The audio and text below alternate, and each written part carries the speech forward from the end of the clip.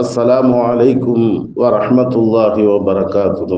இன்றைக்குரிய அல்லாஹ்வினுடைய நல்லடியார்களே, பெரியோர்களே, ஜமாத்தார்களே, வாலிபர்களே, புனிதமான காலங்கள், அல்லாஹுவால் கண்ணியப்படுத்தப்பட்ட மாதங்களில் ஒரு மாதம்தான் இந்த துல்ஹஜ் மாதம். கண்மணி நாயகம் ஸல்லல்லாஹு அலைஹி வஸல்லம் அன்னவர்கள் சொன்னது போன்று இந்த துல்ஹஜ் மாதத்தினுடைய முதல் 10 நாட்களிலே செய்யக்கூடிய அந்த அமல்கள், இபாதத்துகள் அனைத்துமே அல்லாஹுக்கு மற்ற எல்லா காலங்களிலும் செய்யக்கூடிய அமல்களை விட மிக பிரியமானது என்பதாக கண்மணி நாயகம் ஸல்லல்லாஹு அலைஹி வஸல்லம் அன்னவர்கள் சொல்லி தந்த இந்த நாட்களிலே அல்லாஹுவை வணங்கி வழிபடுவதற்காக அவனுடைய இல்லத்திலே அமர்ந்திருக்கின்றோம்.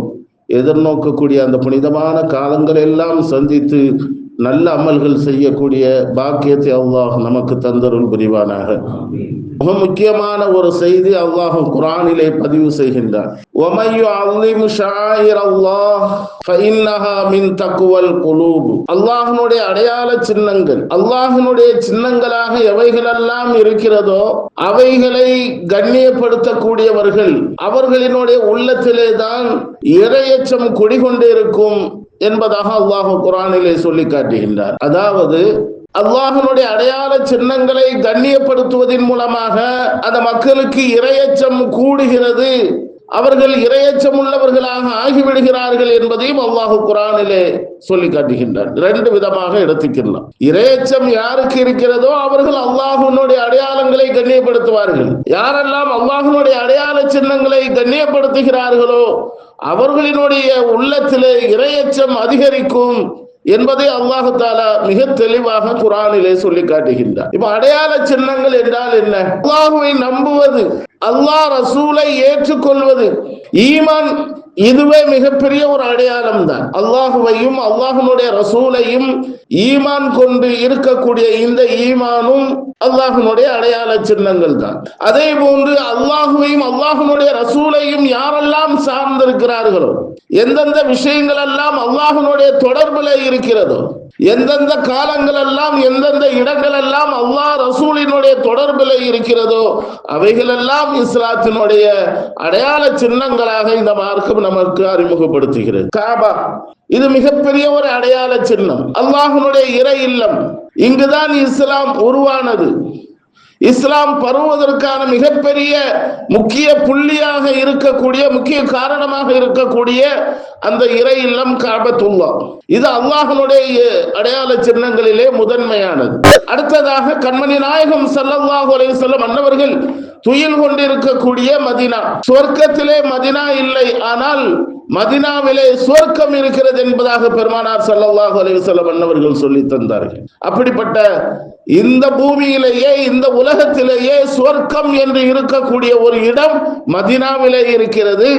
அந்த மதீனா பள்ளிவாசல் மஸ்ஜிதுன் நபவி, பெருமானார் ஸல்லல்லாஹு அலைஹி வஸல்லம் அன்னவர்களினுடைய இறை இல்லமும் மிகப்பெரிய அல்லாஹ்வுடைய அடையாள சின்னங்களிலே ஒன்று என்பதை யாராலும் மறுக்க முடியாது. அடுத்ததாக மஸ்ஜிதுல் அக்ஸா, பைத்துல் முகத்தஸ், சுலைமான் அலைஹிஸ்ஸலாம் அன்னவர்கள் கட்டிய இறை இல்லம். இஸ்லாத்தினுடைய துவக்கத்திலே பெருமானார் ஸல்லல்லாஹு அலைஹி வஸல்லம் அன்னவர்களுக்கும் அறிவுறுத்தப்பட்ட கிப்லாவாக நீங்கள் பைத்துல் முகத்தஸை எடுத்துக்கொள்ளுங்கள் என்று அல்லாஹ் சொன்ன அந்த கிப்லாவும் அல்லாஹ்வுடைய அடையாள சின்னங்களிலே ஒன்று என்பதாக மார்க்கம் நமக்கு சொல்லி தருகிறது. அல்லாஹ் தெளிவாகவே குர்ஆனிலே சொல்லி காட்டுகின்றான். இன்ன ஸஃபா வல் மர்வத மின் ஷஆயிரில்லாஹ். ஸஃபா என்ற மலை குன்றும் மர்வா என்ற அந்த மலை குன்றும் அல்லாஹ்வுடைய அடையாள சின்னங்கள் என்பது அல்லாஹ் குர்ஆனிலே தெளிவாக சொல்லி காட்டுகின்றான். அப்படியானால் சஃபாவும் மர்வாவும் அல்லாஹ்வுடைய அடையாள சின்னங்கள். இன்றைக்கு ஹாஜிமார்கள் எல்லாம் தொங்கோட்டம் ஓடுகிறார்கள், சழி செய்கிறார்கள். நம்முடைய அறிவுக்கும் இபாதத்திற்கும் என்ன சம்பந்தம் இருக்கிறது என்பதை யாராலும் அறிய முடியாது. ஆனால் அல்லாஹ் அதை கண்ணியப்படுத்த சொல்லியிருக்கிறான். ஒரு தியாகத்தினுடைய வெளிப்பாடு, ஹஜ்ஜிலே முக்கியமான ஒரு அமல் சை, தொங்கோட்டம் ஓடுவது. ஏன் ஓடுகிறோம், எதற்கு ஓடுகிறோம், அல்லாஹுக்கும் இதற்கும் என்ன சம்பந்தம் இருக்கிறது, அதை நாம் யோசிக்க கூடாது. அல்லாஹு சொன்னான், கண்மணி நாயகம் ஸல்லல்லாஹு அலைஹி வஸல்லம் அவர்கள் ஹஜ்ஜினுடைய முக்கிய அமலாக நமக்கு சொல்லி தந்திருக்கிறார்கள், நாம் செய்கிறோம். இது அல்லாஹ்வுடைய அடையாளம். அல்லாஹ்வை கண்ணியப்படுத்துவது, அல்லாஹ் ரசூலுல்லாஹ் ஸல்லல்லாஹு அலைஹி வஸல்லம் அவர்கள் சொன்ன அந்த மலைகளை சஃபா மர்வாவை கண்ணியப்படுத்துவது. அடுத்து மினா, மிக முக்கியமான ஒரு இடம் மினா. கூடாரம் கூடாரமாக கட்டி வைக்கப்பட்டு ஹாஜிமார்கள் எல்லாம் அங்கே தங்குவார்கள். ரப்பே நீதான் கதி, உன்னை விட்டால் வேறு யாரும் இல்லை, நீதான் என்னை உருவாக்கினாய், படைத்தாய், எனக்கான வாழ்வாதாரத்தை தந்தாய், என்னுடைய மௌத்தும் ஹயாத்தும் உன்னிடத்திலே தான் இருக்கிறது. எவ்வளவுதான் ஊரிலே சொகுசாக ஏசியிலே வாழ்ந்தாலும் ஹஜ்ஜி என்று அங்கே நாம் சென்று விட்டால் அந்த ஹஜ்ஜினுடைய அந்த காலங்களிலே அந்த கூடாரத்திலே தான் இருக்க வேண்டும். யார் ஏழையாக இருந்தாலும் சரி, எவ்வளவு உயர்ந்த சொகுசான பணபலம் மிக்க சொத்துக்கள் மிகுந்த உயர்ந்த அந்தஸ்தை உடைய அதிகாரிகளாக இருந்தாலும் சரி, எவர்களாக இருந்தாலும் சரி, சமமாகத்தான் அங்கே இருக்க வேண்டும். அந்த மினாவிலே தங்க வேண்டும். எல்லோரும் ஒரே கூடாரத்திலே, சொத்து இருக்கக்கூடியவர்களும் ஒரே பெட்டுத்தான், சொத்து இல்லாதவர்களும் ஒரே பெட்டுத்தான். அங்கே ஒரு உணர்வு நமக்கு ஏற்படும். இரவு நேரங்களிலே தூங்குகின்ற போது கபூர்ல படுத்த மாதிரியே இருக்கும். ஹஜ்ஜிக்கு சென்றவர்களினுடைய அந்த நினைவலைகளிலே ஓடும், கபரினுடைய நினைவுகள் அங்கே வரும். தனியாக இருப்போம், யாரும் நம்மோடு இருக்க மாட்டார்கள். அல்லாஹுக்காக தன்னை தியாகம் செய்து அங்கே அந்த பெட்டிலே தனியாக இருந்து அல்லாஹுவை திக்ர் செய்து கொண்டே இருக்க வேண்டும். அங்கே தங்குவதே ஒரு இபாதத். இது அல்லாஹ்வுடைய அடையாள சின்னங்களிலே மினாவும் உண்டு. அரஃபா, பெருமானார் ஸல்லல்லாஹு அலைஹி வஸல்லம் அன்னவர்கள் நாளை மஹ்ஷராக இது அமையலாம், அல்லாஹ் தேர்ந்தெடுப்பான் என்ற ஒரு செய்தியையும் பெருமானார் ஸல்லல்லாஹு அலைஹி வஸல்லம் அன்னவர்கள் சொல்லி தந்த அந்த அரஃபா மிக பிரம்மாண்டமான ஒரு இடம். அங்கேயும் ஹாஜிமார்கள் தங்க வேண்டும். துஆவுக்காகவே பெருமானார் ஸல்லல்லாஹு அலைஹி வஸல்லம் அன்னவர்கள் அந்த இடத்தை நமக்கு அறிமுகப்படுத்தி தந்தார்கள். அந்த அரஃபா எல்லா ஹாஜிகளும் அந்த இடத்திற்கு வந்துதான் ஆக வேண்டும். அப்படிப்பட்ட அந்த அரஃபாவும் அல்லாஹ்வுடைய அடையாள சின்னங்களிலே ஒன்று. முஸ்தலிஃபா வெட்ட வெளி, எந்த பெட்டும் எதுவுமே கிடையாது. அரஃபாவிலும் கூட மினாவிலும் கூட பெட்டு இருக்கும், ஏதோ ஒரு சின்ன பெட்டு. ஆனா அரஃபா வெட்ட வெளி, தரையிலே தான் இருக்க வேண்டும். இரவு நேரத்திலே அங்கே தங்க வேண்டும், ஷைத்தானுக்கு கல் எடுக்க வேண்டும். அந்த முஸ்தலிஃபா அல்லாஹ்வுடைய அடையாள சின்னங்களிலே ஒன்று. ஏராளமான செய்திகள் அல்லாஹ்வுடைய அடையாள சின்னங்களாக இருக்கிறது. தொழுகை, நாம் தொழுகக்கூடிய தொழுகை அல்லாஹ்வுடைய அடையாள சின்னங்கள். நோன்பு, நோக்கக்கூடிய நோன்பு இறைவனுக்காக இருந்தாலும் இதுவும் அல்லாஹ்வுடைய அடையாள சின்னங்கள். ஜக்காத்து, தர்மங்கள் செய்யக்கூடிய இதெல்லாம் அல்லாஹ்வுடைய அடையாள சின்னங்கள். இன்னும் சொல்ல போனால் ஒரு முஃமின், பெருமானார் ஸல்லல்லாஹு அலைஹி வஸல்லம் அன்னவர்கள் சொன்னார்கள் அல்லவா, யாரை பார்த்தால் அல்லாஹ்வுடைய சிந்தனை வருகிறதோ அவர்கள் அல்லாஹ்வுடைய அடையாள சின்னங்கள், தக்வா உடையவர்கள் என்று பெருமானார் ஸல்லல்லாஹு அலைஹி வஸல்லம் அன்னவர்கள் அறிமுகப்படுத்தினார்களே.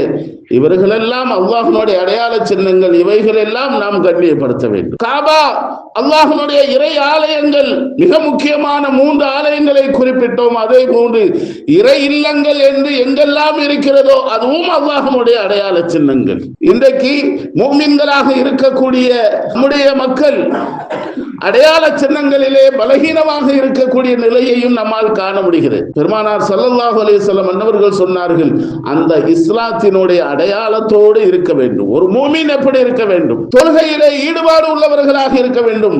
இஸ்லாத்தினுடைய அடையாளங்கள் அவருக்கு இருக்க வேண்டும். தலப்பாகை, தொப்பி அணிய வேண்டும். இப்படி ஒரு முஃமினுக்கான அடையாளத்தை பெருமானார் ஸல்லல்லாஹு அலைஹி வஸல்லம் அன்னவர்கள் நமக்கு சொல்லித் தருகிறார்கள். அவர்களை கண்ணியப்படுத்த வேண்டும். அவர்களுக்கான மரியாதையை, ஹக்கை நிறைவேற்ற வேண்டும். இப்ப ஹஜ் பெருநாள் வருகிறது, இதுவும் அல்லாஹ்வுடைய அடையாள சின்னம் தான். அந்த அடையாள சின்னங்களிலே ஹஜ் பெருநாளிலே நாம் என்ன செய்கிறோம்? பெருமானார் ஸல்லல்லாஹு அலைஹி வஸல்லம் அன்னவர்கள் சொன்னார்கள், அன்றைய நாளிலே நாங்கள் செய்யக்கூடிய முக்கியமான அமல் என்ன? குர்பான் கொடுப்பது. அந்த குர்பான் கொடுப்பதும் கூட அல்லாஹ்வுடைய அடையாள சின்னங்கள். பேருக்காக, புகழுக்காக எல்லோரும் கொடுக்கிறார்கள் என்பதற்காக அல்ல. என்னுடைய பணம், நான் சம்பாதித்த ரப்பே நீ தந்த அந்த ரிஸ்க், உனக்காகவே நான் செலவழிக்கிறேன். அது ஒரு தியாகம், தியாகத்தினுடைய வெளிப்பாடு அந்த குர்பான். குர்பான் என்று சொன்னாலே அல்லாஹ்வின் பக்கம் நெருக்கி வைக்கக்கூடிய அமல். யாரும் சீக்கிரமா பாக்கெட்ல இருந்து ஒரு 10 ரூபாவை வெளியே எடுத்துட மாட்டாங்க. காரணம், நாளைக்கு தேவைப்படுமே, பைசா குறைஞ்சிருமே என்ற பயம். ஆனால் செலவழிக்க வேண்டும், குர்பான் கொடுக்க வேண்டும் அந்த நாளிலே. ஏன்? என்னுடைய கலீல் இப்ராஹிம் அலைஹிஸ்ஸலாம் அன்னவர்கள் நான் சொன்னதை கண்ணியப்படுத்தியிருக்கிறார்கள், நான் சொன்ன அடையாளங்களை கண்ணியப்படுத்தியிருக்கிறார்கள், தியாக உணர்வோடு அந்த காரியங்களை செய்திருக்கிறார்கள். நீங்களும் அந்த தியாகத்திற்கு ஒத்து வர வேண்டும், அதை தொடர்பு படுத்த வேண்டும்.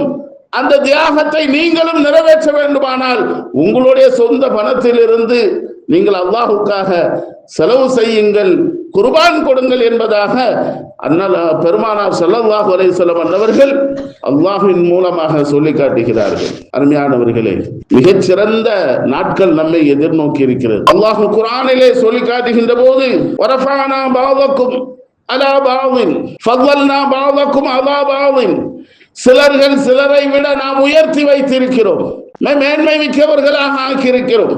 எப்படி மாதங்களிலே 4 மாதங்கள் சிறப்பானதோ அதே போன்று மனிதர்களிலேயும் சிறப்பானவர்கள் இருக்கிறார்கள், நபிமார்களிலேயும் உயர்ந்த உலுல் அஸ்மு என்று சொல்லக்கூடிய நபிமார்கள் இருக்கிறார்கள், பள்ளிவாசல்களிலேயும் மிக உயர்ந்த சிறந்த பள்ளிவாசல்கள் இருக்கிறது, காபத்துல்லா, மஸ்ஜித் நபவி, பைத்துல் முகத்தஸ். இப்படி உயர்ந்த நிலையில இருக்கக்கூடிய அந்த நாளாக இருந்தாலும் சரி, இடங்களாக இருந்தாலும் சரி, நேரங்களாக இருந்தாலும் சரி, அவைகளுக்கான கண்ணியத்தை மரியாதையை கொடுக்க வேண்டும் என்பதாக நபிகள் பெருமானார் ஸல்லல்லாஹு அலைஹி வஸல்லம் அவர்கள் சொல்லி தந்திருக்கிறார்கள். அல்லாஹும் அதை தான் சொல்லுகிறார். அப்படி கண்ணியப்படுத்துகின்ற போதுதான் உங்களுடைய உள்ளச்சம், இறையச்சம், அல்லாஹ் மீது உண்டான அந்த பயம் உங்களுக்கு அதிகமாகும் என்பதையும் அல்லாஹ் குர்ஆனிலே சொல்லி காட்டுகின்றார். உண்மையிலேயே ஹாஜிமார்கள் செய்யக்கூடிய அமல்களை நாம் யோசித்து பார்த்தால் போனானிக்கு அங்க தெரியும். ஹஜ்ஜிக்குன்னு சொல்லிட்டு நம்ம அங்க ஏற்பாடு பண்ணி அங்க அவங்கள அனுப்பி வச்சிருவாங்க. என்ன அமல் செய்யறாங்க? நம்ம பள்ளிவாசலுக்கு வந்துட்டோம், பயான் கேட்கிறோம், தொழுகிறோம், துவா செய்யறோம், வீட்டுக்கு போயிடும். அங்க ஹஜ்ஜி ஒரு குறிப்பிட்ட இடங்கள்ல தங்குறது தான் ஹஜ்ஜி. ஒரு குறிப்பிட்ட இடங்களிலே நேரங்களை ஒதுக்கி அந்த குறிப்பிட்ட நேரத்திலே அங்க இருக்க வேண்டும், அதுதான் ஹஜ்ஜி. ஏன் அல்லாஹ் அப்படி ஆக்கினான்னு தெரியுமா? அந்த ஒட்டுமொத்த குடும்பமும் நபி இப்ராஹிம் அலைஹிஸ்ஸலாம் அன்னவர்கள், அவர்களினுடைய துணைவியார், அவர்களினுடைய மகனார் இஸ்மாயில் அலைஹிஸ்ஸலாம், அந்த ஒட்டுமொத்த குடும்பமும் அல்லாஹுக்கு முழுமையாக கட்டுப்பட்டது. இறையச்சம் உள்ள நபியாக, மனைவியாக, மகனாக அங்கு காட்சி அளித்தார்கள். அவர்கள் செய்த அமல்களை எல்லாம் அல்லாஹ் தஆலா ஹஜ்ஜிலே கடமையாக ஆக்கிவிட்டார். அதுதான் அந்த இறையச்சத்தினுடைய வெளிப்பாடு. அல்லாஹ் எதை சொன்னானோ அதை நீங்கள் செய்ய வேண்டும் என்று வலியுறுத்தி அந்த அடிப்படையிலே அந்த குடும்பமே அல்லாஹுக்காக தன்னை அர்ப்பணித்தது. நபி இப்ராஹிம் அலைஹிஸ்ஸலாம் அல்லாஹுவை அறிந்தார்கள், யாருக்கும் தலை வணங்கவில்லை. அந்த நேரத்திலும் அவர்களுக்கு சோதனை, தீயிலே தூக்கி போட்டார்கள். அல்லாஹ் வெற்றியை கொடுத்தான். அல்லாஹ் எவ்வளவு பெரிய பாதுகாப்பை நபிக்கு கொடுத்தான். அல்லாஹ் மீது உண்டான முழு நம்பிக்கை அவர்களுக்கு வெற்றியை தந்தது. மிகப்பெரிய பிரம்மாண்டமான ஒரு தீ கங்குகளாக மிக பிரம்மாண்டமாக எரியக்கூடிய அந்த தீ பந்தத்திலே நபியை போட்ட போதும் கூட அல்லாஹு தஆலா இந்த உலகத்திலே எல்லோருக்கும் எல்லா சக்தியும் கொடுத்திருக்கிறான். ஆனால் அல்லாஹ்வுடைய அனுமதி என்று அது செயல்படாது. இதுதான் உண்மை. தீக்கு கரிக்கக்கூடிய, பொசுக்கக்கூடிய சக்தி இருந்தாலும் அல்லாஹ் அந்த தீக்கு கட்டளையிட்டான், யானாரு கூடி பர்தம் வசலாமா, நீ என்னுடைய நபிக்கு சலாமத்தாக, குளிர்ச்சியாக ஆகிவிடு என்று அல்லாஹ் உத்தரவு போட்டான். கரிக்கக்கூடிய, பொசுக்கக்கூடிய அந்த தீ நபி இப்ராஹிம் அலைஹிஸ்ஸலாம் அன்னவர்களை ஒன்றும் செய்யவில்லை. அல்லாஹ்வுடைய உத்தரவில்லை, அல்லாஹ்வுடைய கட்டளை இல்லை. அந்த தியாகம், தைரியம். இன்றைக்கும் நம்ம இந்த உலகத்துல வாழ்கிறோம். யாரை நம்பி வாழ்கிறோம்? அல்லாஹுவை நம்பிதான் வாழ வேண்டும், அவரை மட்டும்தான் நம்ப வேண்டும். வங்காள தேசத்துல கூட குர்பான் கொடுக்க கூடாது, மாட்டை வெட்டக்கூடாது, மிகப்பெரிய ஒரு தடை விதிச்சிருக்காங்க. செய்தி வாயிலாக தாங்கள் எல்லாம் அறிவீர்கள். அங்க உள்ள இமாம் ஒரு தெளிவான ஒரு அறிவுரையை கொடுத்திருக்கிறாங்க. யாருக்கும் நட்டம் இல்லை, அல்லாஹுக்கு பகிரங்கமாக தெரியும். நடக்கக்கூடிய உலகத்தில் செயல்படுத்தக்கூடிய மக்கள் இருக்கக்கூடிய எல்லா நிலைகளும் அல்லாஹ் அறிவான். ஒவ்வொரு மூமின்களினுடைய உள்ளத்தையும் அல்லாஹ் அறிவான். நாம் முன்வரவில்லை குர்பான் கொடுக்க கூடாது என்பதற்காக, அரசாங்கம் அதை செய்கிறது, நாம் அதற்கு கட்டுப்படுகிறோம், அவ்வளவுதான். யாருக்கு நட்டம்? அல்லாஹ்விடத்தில். அதற்காக நாம் தர்மம் செய்து கொள்ள வேண்டும். யாரு நீங்க செய்ய வேண்டாம், யாருக்கு நட்டமாச்சு? விற்கக்கூடியவர்கள் அவர்கள் லாபம் அடைகிறார்கள். எல்லோரும் அவங்க போராட்டம் பண்றாங்க, எதிராளிகள் எல்லாம் போராட்டம் பண்ணுகிறார்கள். அவர்கள் செய்யக்கூடிய வணக்கத்தை செய்யட்டும், குர்பான் கொடுக்கட்டும். ஏன் நாங்கள் 5 லட்சம் ரூபாய் 10 லட்சம் ரூபான்னு சொல்லி மாடுகள் வாங்கி வைத்திருக்கிறோம், நாங்கள் இஸ்லாமியர்களிடத்தில் வெற்றி அதை லாபம் பார்ப்போம், எங்களுக்கு மிகப்பெரிய நட்டமாகி விட்டது என்று அவர்கள் போராட்டம் நடத்துகிறார்கள். எவ்வளவு பெரிய ஒரு சூழ்ச்சி! நிர்பந்தம் வருகின்ற போது இபாதத்துகளும் அங்கே தடைபெறும் என்பதில் எந்த சந்தேகம் இல்லை. கொரோனா வந்துச்சு, எல்லோரும் அல்லாஹ்வுடைய இறை இல்லத்துக்கு தான் வந்து தொழுக வேண்டும். ஜும்மாக்கள் எப்படி நிறைவேற்றினோம்? எல்லா இல்லங்களும் தொழுகை பள்ளியாக மாறிவிட்டது. ஜும்மாக்கள் கூட பள்ளி வீடுகளிலே நடைபெற்றது. காரணம் ஒரு தடை, ஒரு நெருக்கடி, அரசாங்கம் அறிவிப்பு, அதற்கு நாம் கட்டுப்பட்டோம், அவ்வளவுதான். மிகப்பெரிய ஒரு நோய் பரவுதலில் இருந்து பாதுகாப்பு பெற வேண்டும் என்று உத்தரவு. அந்த நேரங்களிலே இறை இல்லங்களுக்கு வர முடியவில்லை, அந்த இபாதத்துகளை வீடுகளிலேயே நிறைவேற்றினோம். அதே போன்று உண்டான ஒரு நிலை இஸ்லாமியர்களுக்கு மீது உண்டான ஒரு காழ்ப்புணர்ச்சி, அவர்களுக்கு நெருக்கடி கொடுக்க வேண்டும் என்று அதிகாரம் அதை தடுக்க நினைக்கிறது. ஆனால் மிகப்பெரிய ஒரு லாபகரமான நிலையை அல்லாஹ் வைத்திருக்கின்றார். ஒரு விஷயம் விளங்க வேண்டும், இந்த குர்பானுக்கு ஈக்குவலாக நீங்கள் கோடி கொடுத்தாலும் தர்மம் கொடுத்தாலும் அந்த குர்பானுக்கு ஈடாகாது. அந்த ஈடு குர்பானுக்கு சமமாகாது. குர்பான் கொடுத்ததற்கான ஒரு நிலை வராது. கோடி ரூபாய் நாம் தர்மம் செய்தாலும், 1000 ரூபாய் ஒரு குர்பானுக்காக நாம் கொடுக்கிறோம் என்று சொன்னால், அந்த குர்பான் செய்கிறோம் என்று சொன்னால், அந்த 1000 ரூபாய்க்கு பதிலாக நீங்கள் ஒரு கோடி ரூபாய் நீங்கள் தர்மம் செய்தாலும் குர்பானுக்கு ஈடாகாது. ஆனால் இப்படிப்பட்ட நிர்பந்தங்கள், இப்படிப்பட்ட நெருக்கடிகள் அதிகாரங்களின் மூலமாக வருகின்ற போது நம்மால் ஒன்றும் செய்ய முடியாது. அல்லாஹ்விடத்திலே தௌபா செய்து நாம் அந்த குர்பானுக்கு ஈக்குவலாக அந்த சதக்காக்கள் தர்மங்கள் செய்ய வேண்டியது, அவ்வளவுதான். அல்லாஹ் மிகப்பெரிய ஒரு மாற்றத்தை, வெற்றியை தருவான். வருங்காலத்தில் அந்த இறையச்சத்திற்காக பாதுகாப்பை தருவான். இன்றைக்கு மிகப்பெரிய மன உளைச்சலுக்கு அவர்கள் ஆளாகி இருக்கிறார்கள். இப்ராஹிம் அலைஹிஸ்ஸலாம் அல்லாஹுவை முழுமையாக நம்பி இருந்தார்கள். தன்னை கொழுந்து விட்டு எரியக்கூடிய நெருப்புலை போட போகிறார்கள் என்பதை முழுமையாக அறிந்திருந்தார்கள். அப்பொழுதும் தைரியமாக இருந்தார்கள். நெருப்பை மூட்டியாச்சு, ஆனா போடுவதற்கான ஒரு நிலை அவங்களுக்கு தெரியல. கடைசியாக மின்ஜனிக்கு என்ற ஒரு கருவியின் மூலமாக போடுகிறார்கள். இப்ராஹிம் அலைஹிஸ்ஸலாம் அன்னவர்களினுடைய கைகால் எல்லாம் இரும்புகளால் கட்டப்பட்டு, கைதியாக கால்கள் கட்டப்பட்டு, கைகள் கட்டப்பட்டு அந்த கருவியிலே உட்கார வைத்து தூக்கி வீசினார்கள். நேரடியாக நெருப்பு அந்த ஜுவாலையிலே போய் விழுந்தார்கள். இப்ராஹிம் அலைஹிஸ்ஸலாம் அன்னவர்களினுடைய கரங்களிலே கட்டப்பட்ட அந்த சங்கிலிகள் எல்லாம் வெடித்து சிதறியது. கால்களிலே கட்டப்பட்ட அந்த சங்கிலிகள் எல்லாம் வெடித்து சிதறியது. அவைகள் இப்ராஹிம் அலைஹிஸ்ஸலாம் அல்ல, இப்ராஹிம் நபியே அந்த தீ பிளம்புகள் எதுவுமே செய்யவில்லை. இதுதான் ஈமானுக்கான, இறையச்சத்திற்கான மிகப்பெரிய ஒரு வெளிப்பாடு. அல்லாஹ்வுடைய பாதுகாப்பு அங்கே இருக்கும். ஒரு கட்டத்திலே அந்த அமலை செய்ய முடியவில்லை என்று சொன்னால் அல்லாஹ் தஆலா அதை மீறி இஸ்லாமியர்களுக்கான மிகப்பெரிய ஒரு வெற்றியை கொடுப்பார். பெருமானார் ஸல்லல்லாஹு அலைஹி வஸல்லம் அன்னவர்கள் காபா இருக்கக்கூடிய அந்த இடத்திலிருந்து மக்காவை விட்டு வெளியேற்றினார்கள். ஒரு 2 ரக்காத் தொழுக முடியவில்லை என்று கவலைப்பட்டார்கள். நபி பெருமானார் ஸல்லல்லாஹு அலைஹி வஸல்லம் அன்னவர்கள் ஹிஜ்ரி 9வது ஆண்டிலேயே மிகப்பெரிய ஒரு வெற்றி, ஃபதஹ் மக்கா, காபாவினுடைய சாவியை பெருமானார் ஸல்லல்லாஹு அலைஹி வஸல்லம் அன்னவர்களிடத்திலே கிடைத்தது. இன்றைக்கு இஸ்லாமியர்கள் எல்லாம் இந்தியாவிலே வஞ்சிக்கப்படுகிறார்கள். காழ்ப்புணர்ச்சியின் காரணமாக கொடுமைப்படுத்துகிறார்கள், கொலை செய்கிறார்கள், சொத்துக்களை சூறையாடுகிறார்கள். எத்தனை நாட்கள் அவர்களால் முடியும்? கொண்டு எழமாட்டார்களா இஸ்லாமியர்கள்? ஒரு கட்டம் வரும், இன்ஷா அல்லாஹ் இஸ்லாமியர்கள் ஆட்சி செய்வார்கள். அல்லாஹ் தஆலா இஸ்லாமியர்களுக்கு மகத்தான வெற்றிகளை கொடுப்பார். இதெல்லாம் சந்தேகத்திற்கான இடமில்லை. இதுதான் சத்தியம், இதுதான் ஹக்கு. ஆனால் நாம் எப்படி இருக்க வேண்டும்? அவர்களுக்கான ஹக்கை நிறைவேற்ற வேண்டும். அல்லாஹ்வுடைய அடையாள சின்னங்கள், ஏற்கனவே சொன்ன அந்த அடையாள சின்னங்கள் எல்லாம் நாம் கண்ணியப்படுத்த வேண்டும். இப்ராஹிம் அலைஹிஸ்ஸலாம் அன்னவர்கள் அல்லாஹ்வை கண்ணியப்படுத்தினார்கள். உன்னை தவிர வேறு யாருக்கும் நான் தலை சாய்க்க மாட்டேன் என்று உறுதியாக இருந்தார்கள். அல்லாஹ் வெற்றியை கொடுத்தார். அருமையானவர்களே, யோசித்து பார்க்கிறோம். அல்லாஹ்வுடைய அடையாள சின்னங்கள் எதுவெல்லாம் இருக்கிறதோ அவைகளுக்கு நாம் மிக முக்கியமாக தலைவணங்கி அந்த கடமைகளுக்கான ஹக்கை நாம் நிறைவேற்றுவதற்கு நாம் தயாராக வேண்டும். அல்லாஹ் கபூல் செய்வானாக. அருமையானவர்களே, எத்துணை சோதனைகள்! ஒரு சோதனை, 2 சோதனையா? நபி இப்ராஹிம் அலைஹிஸ்ஸலாம் அன்னவர்கள் எல்லாவற்றிலும் வெற்றி பெற்றார்கள். எல்லாவற்றிலும் தன்னை அல்லாஹ்வுக்காக அர்ப்பணம் செய்தார்கள். இன்னைக்கு நிறைய பேர் ஹஜ்ஜிக்கு போறதுக்கு யோசிக்கிறது காரணம் தெரியுமா? இவ்வளவு வெயில் இருக்கு, இவ்வளவு கஷ்டமா இருக்கும், இவ்வளவு சிரமமா இருக்கும், நமக்கு யார் துணை நிற்பா? நம்ம அந்த இதுல தான் தங்கணுமா? ரூம்பு தர மாட்டாங்களா? ஏசி இருக்காதா? பல யோசனைகள், பல சிந்தனைகள். நாம் தயாராகிவிட்டால் எது நடந்தால் என்ன, ஹயாத்தோ மௌத்தோ அல்லாஹ்வுடைய சன்னிதானத்திலே நம்மை ஒப்படைக்க வேண்டும்.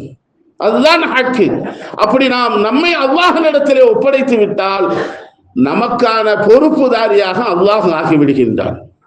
நமக்கான பொறுப்புதாரி அல்லாஹ் தான். அருமையானவர்களே, இந்த உலகத்திலே நாம் நிரந்தரமாக இருக்க போவதில்லை. எப்பொழுது வேண்டுமானாலும் நம்மை அல்லாஹ் அழைத்துக் கொள்ளலாம். அப்படியானால் நமக்கான வரையறை, நமக்கான எல்கை என்பதை யாராலும் உணர முடியாது, தெரிய முடியாது, மற்றவர்களும் நமக்கு சொல்லித்தர முடியாது. எல்லா காலங்களிலேயும் அல்லாஹ்வுடைய சிந்தனையோடு இறையச்சத்தோடு நாம் வாழுகின்ற போதுதான் நாம் அடையக்கூடிய அந்த எல்கையை, அல்லாஹுவை நாம் அடைய முடியும். அல்லாஹ்வுடைய சிந்தனையிலேயே இருக்க வேண்டும். உலகம் ஒரு சின்ன அளவுதான். அந்த ஒட்டுமொத்த உலகத்திற்கான கிப்லாவாக அல்லாஹ்வுடைய இறை இல்லம் இருக்கிறது. அதுதான் எல்லோருக்கும், எல்லா முஸ்லிம்களுக்கான ஒரு இறை இல்லம். அதனுடைய முதல் துவக்கமே மலக்குமார்கள் அல்லாஹ் ஏற்பாடு செய்தான். மலக்குமார்கள் தான் முதலாக அந்த காபாவை கட்டினார்கள். பிறகு நபி பெருமானார் ஸல்லல்லாஹு அலைஹி வஸல்லம் அன்னவர்கள் காலத்திற்கு முன்னதாக ஆதம் அலைஹிஸ்ஸலாம் அன்னவர்கள் முதல் நபியாக இந்த உலகத்திற்கு வந்து காபாவை கட்டினார்கள். அதன் பிறகு மிகப்பெரிய வெள்ள பிரளயம் ஏற்பட்டுச்சு நபி நூஹ் அலைஹிஸ்ஸலாம் அன்னவர்களினுடைய காலத்திலே.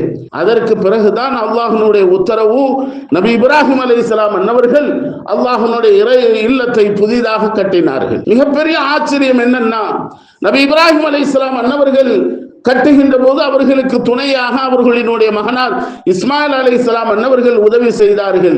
2 பேரும் சேர்ந்து காபாவை கட்டி முடிக்கிறார்கள். கட்டுகின்ற போது நமக்கே தெரியும் அவ்வளவு பெரிய உயரத்திலே அந்த காபா இருக்கிறது என்று. நம்முடைய தலைக்கு மேலால் தான் வாசலே இருக்கிறது. காபாவினுடைய வாசல் நமக்கு தலைக்கு மேலால் தான்.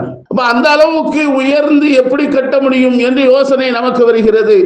அங்கே மக்காமை இப்ராஹிம் அலைஹிஸ்ஸலாம் அன்னவர்கள் நின்று கட்டிய அந்த காலடி தடங்கள் பதிந்த அந்த இடத்தை தங்கத்தால் அங்கே பதித்திருக்கிறார்கள். அதை பார்க்கலாம்.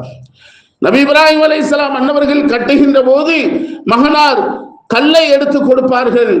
இப்ராஹிம் அலைஹிஸ்ஸலாம் அன்னவர்கள் அங்கே கல்லை வைப்பார்கள். மேலே போக போக அந்த மக்காமை இப்ராஹிம் என்று சொல்லக்கூடிய நபி இப்ராஹிம் அலைஹிஸ்ஸலாம் அன்னவர்கள் நின்றி அந்த கல் அவர்களுக்கு லிப்டை போன்று மேலே உயர்த்தி கொடுத்தது. இது மிகப்பெரிய ஒரு அற்புத நிகழ்வாக வரலாற்றிலே பதிவு செய்கிறார்கள். அது மட்டும் இல்லாம நம்ம இன்னைக்கு வீடு கட்டும் போது நம்ம செங்கல் அடுக்கி வைக்கிறோம், இடையிடையே சாந்துகள், சிமெண்டுகளை, கலவைகளை உள்ள போடுறோம். அப்பதான் அப்படியே ஜாயிண்டா ஒட்டி நிற்கும். ஆனா அல்லாஹ்வுடைய இறை இல்லத்தை கட்டுகின்ற போது செங்கலை, அந்த கல்லை வைக்கிறார்கள். எந்த சாந்தும் கிடையாது, எந்த ஒரு கலவையும் கிடையாது. அல்லாஹ் அங்கே கல்லை வைக்க ஒன்றோடு இணைத்து அல்லாஹ்வுடைய மிகப்பெரிய ஒரு அற்புதத்திலே அதை இணைப்பதற்கான ஒரு சூழலை அல்லாஹ் ஏற்படுத்தி கொடுக்கிறார். இது மிகப்பெரிய ஒரு அற்புதம். எந்த கல்லை மட்டும்தான் எடுத்து வைக்கிறார்கள் இப்ராஹிம் அலைஹிஸ்ஸலாம் அன்னவர்கள். ஆட்டோமேட்டிக்காக அந்த கல் ஒன்றோடு ஒன்று இணைந்து கட்டிடமாக மாறியது. எந்த கலவையும் கிடையாது, எந்த இதுவும் கிடையாது. இது மிகப்பெரிய ஒரு அற்புதமாக கட்டி முடிக்கிறார்கள். அதன் பிறகு குறைஷிகள், நபி பெருமானார் ஸல்லல்லாஹு அலைஹி வஸல்லம் அன்னவர்களினுடைய காலத்திற்கு முன்னதாக ஒரு வெள்ள பிரளயம் ஏற்பட்டுச்சு. அங்கே காபத்துல்லா ஒரு சின்ன சிதறங்கள் ஆனது, கட்டிடங்கள் உடைந்து ரொம்ப சேதமாயிடுச்சு. அதுக்கப்புறம் பெருமானார் ஸல்லல்லாஹு அலைஹி வஸல்லம் அன்னவர்களினுடைய காலத்திலே வலீத் இப்னு முகீரா அவர்களுடைய தலைமையிலே தான் சுத்தமான பணங்கள் இருக்க வேண்டும், அதை கொண்டுதான் அல்லாஹ்வுடைய இறையில்லம் கட்ட வேண்டும் என்ற ஒரு உறுதி பெருமானார் ஸல்லல்லாஹு அலைஹி வஸல்லம் அன்னவர்களுக்கு நபித்துவம் கிடைப்பதற்கு முன்னதாக பெருமானார் ஸல்லல்லாஹு அலைஹி வஸல்லம் அன்னவர்கள் அங்கே கல்லையும் மண்ணையும் சுமந்து மிகப்பெரிய உதவி செய்தார்கள். இன்றைக்கு பார்க்கலாம், காபாவை பக்கத்தில் ஒரு சின்ன வளையம் ஹத்தீம் என்று சொல்லப்படும், அதுவரைக்கும் மிக நீளமாக ஒரு செவ்வக வடிவத்தில் இருந்துச்சு காபத்துல்லா. சுத்தமான பைசாவை கொண்டு, ஹலாலான பைசாவை கொண்டு கட்ட வேண்டும் என்பதற்காக அதோடு முடித்து கொண்டார்கள். அதன் பிறகு கட்டவில்லை. அல்லாஹ்வுடைய ஏற்பாடு.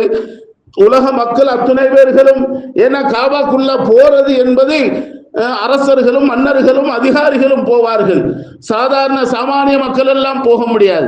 அவர்களும் அல்லாஹ்வுடைய இறை இல்லத்திற்கு உள்ளே போக வேண்டும் என்ற மிகப்பெரிய ஏற்பாட்டை அல்லாஹும் பெருமானார் ஸல்லல்லாஹு அலைஹி வஸல்லம் அன்னவர்களினுடைய மிகப்பெரிய ஒரு உந்துதல், அங்கே காபா உள்ளே தொழுவதற்கான ஒரு தகுதியை அல்லாஹ் நமக்கு ஏற்பாடு செய்து தந்தார். அந்த ஹத்தீமுக்குள்ள தொழுதா காபாக்குள்ள தொழுத அந்த பாக்கியம் கிடைக்கிறது. பெருமானார் ஸல்லல்லாஹு அலைஹி வஸல்லம் அன்னவர்கள் அவர்களினுடைய காலத்திற்கு பிறகு 2 தடவைகள் ஹஜ்ஜாஜ் இப்னு யூசுப் அவரோடு அந்த கட்டிட வேலைகள் முடிவிட்டது. மாலிக் ரஹ்மத்துல்லாஹி அவர்களினுடைய காலத்திலே வரக்கூடிய அரசர்மார்கள் எல்லாம் இப்படி மாற்றி மாற்றி காபத்துல்லாவை கட்டுகிறார்கள் என்ற ஒரு நிலை இருக்கக்கூடாது, இதோடு நீங்கள் முடித்துக் கொள்ள வேண்டும், யாரும் காபாவிலே கை வைக்க கூடாது என்ற ஒரு நிலையை உருவாக்கினார்கள். அதுவரைக்கும் கட்டப்பட்ட புறணமைத்த அந்த காபத்துல்லா, அதன் பிறகு யாரும் அங்கே கை வைக்கவில்லை. இறுதியாக மாலிக் ரஹ்மத்துல்லாஹி அவர்களினுடைய காலத்திலே இருந்த அந்த கட்டிட அல்லாஹ்வுடைய இறை இல்லம் இன்று வரைக்கும் அல்ல, கியாமத் நாள் வரைக்கும் அப்படியே இருக்கும் இன்ஷா அல்லாஹ். அதனுடைய முன் கதவு இருக்குது, கிட்டத்தட்ட அந்த கதவு முழுக்க 250 கிலோ தங்கத்தால் ஆனது.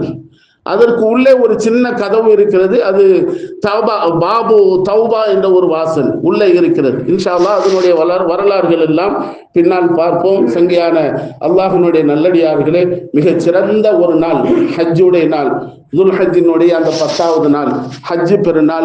ஹாஜ்மார்கள் எல்லாம் அங்கே அல்லாஹ்வினுடைய இறை இல்லத்தை சூழ்ந்து அல்லாஹ்வினுடைய சன்னிதானத்திலே அல்லாஹ்வினுடைய நெருக்கத்தை பெறக்கூடிய வகையிலே ஹாஜிமார்கள் இருக்கிறார்கள். நமக்கும் சில வழிமுறைகளை இந்த நாட்களிலே செய்வதற்கு பெருமானார் ஸல்லல்லாஹு அலைஹி வஸல்லம் அன்னவர்கள் சொல்லி தந்திருக்கிறார்கள். இந்த 9 நாட்களும், அதாவது பிறை 1லிருந்து 9 நாட்களும் நோன்பு வைப்பதை பெருமானார் ஸல்லல்லாஹு அலைஹி வஸல்லம் அன்னவர்கள் வளமையாக ஆக்கியிருக்கிறார்கள். அதுவும் மிக முக்கிய 3 செயல்களை கடந்த வாரத்திலே கூட சொன்னோம். 3 செயல்களை தொடர்ந்து வாழ்க்கையிலே செய்து வந்திருக்கிறார்கள். நபித்துவம் கிடைக்கப்பெற்ற நாளில் இருந்து, அதாவது ஆஷுராவுடைய நோன்பும், அதே மாதிரி சுபஹு தொழுகையினுடைய முன் சுன்னத்து வாழ்க்கையில பெருமானார் ஸல்லல்லாஹு அலைஹி வஸல்லம் விட்டதே அல்ல. அதே போன்று அரஃபாவுடைய 9வது நோன்பு வாழ்க்கையில் விட்டதே இல்லை. அப்படிப்பட்ட ஒரு சிறந்த ஒரு நோன்பு, அரஃபாவுடைய முஸ்தஹபான ஒரு சிறப்பான ஒரு நோன்பு. அந்த நோன்பினுடைய நன்மை 2 ஆண்டு காலங்கள் நம்முடைய பாவங்கள் எல்லாம் அல்லாஹ் மன்னிக்கிறான் என்பதாக பெருமானார் ஸல்லல்லாஹு அலைஹி வஸல்லம் அன்னவர்கள் சொல்லி தந்திருக்கிறார்கள். அதாவது முன் கடந்துவிட்ட ஓராண்டினுடைய சிறிய பாவங்களும் வரக்கூடிய ஆண்டினுடைய ஓராண்டு பாவங்களும் மன்னிக்கப்படுகிறது என்பதை பெருமானார் ஸல்லல்லாஹு அலைஹி வஸல்லம் அன்னவர்கள் சொல்லி தந்திருக்கிறார்கள். அது மட்டுமல்ல, அந்த அரஃபாவுடைய நாளில்தான் ஏராளமான பல்லாயிரக்கணக்கான மக்கள் நரகவாசிகளாக அறிமுகப்படுத்தப்பட்ட அந்த மக்கள் எல்லாம் அல்லாஹு தஆலா தன்னுடைய பேர் அருளால் அந்த அரஃபாவுடைய நாளில் தான் அல்லாஹ் விடுதலை வழங்குகிறான் என்பதாகவும் பெருமானார் ஸல்லல்லாஹு அலைஹி வஸல்லம் அன்னவர்கள் சொல்லி தந்திருக்கிறார்கள். அந்த அடிப்படையிலே கிடைக்கப்பெற்ற புனிதமான நாட்களை நாம் சந்திக்க இருக்கிறோம். இபாதத்துகளிலேயே கழிக்கக்கூடிய நல்ல நசீபை அல்லாஹ் நமக்கு தந்தருள் புரிவானாக. அந்த அரஃபாவுடைய நாள் மிக முக்கியமான நாள். எல்லோரும் நோன்பு வைப்போம். அந்த நோன்பின் மூலமாக நாம் செய்யக்கூடிய அந்த துஆக்களின் மூலமாக அல்லாஹ் வரக்கூடிய ஆண்டுகளிலே ஹஜ்ஜை அல்லாஹ் நம் அனைவர்களுக்கும் நசீபாக்குவானாக. அல்லாஹ் நம்முடைய குற்றங்களை எல்லாம் மறைத்து மன்னித்து அவனுக்கான இறையச்சம் உள்ளவர்களாக அல்லாஹ்வுடைய அடையாள சின்னங்களை கண்ணியப்படுத்திய வகையிலே இறையச்சத்தை அல்லாஹ் தஆலா பரிபூர்ணமாக உள்ளத்திலே நம் அனைவர்களுக்கும் தந்து சொர்க்கவாதிகளாக அல்லாஹ் நம் அனைவர்களையும் அங்கீகரித்தருள் புரிவானாக. ஆமீன். வ ஆகிரு தவானா அல்ஹம்துலில்லாஹி ரப்பில் ஆலமீன். அஸ்ஸலாமு அலைக்கும் வ ரஹ்மத்துல்லாஹி வ பரகாத்துஹு.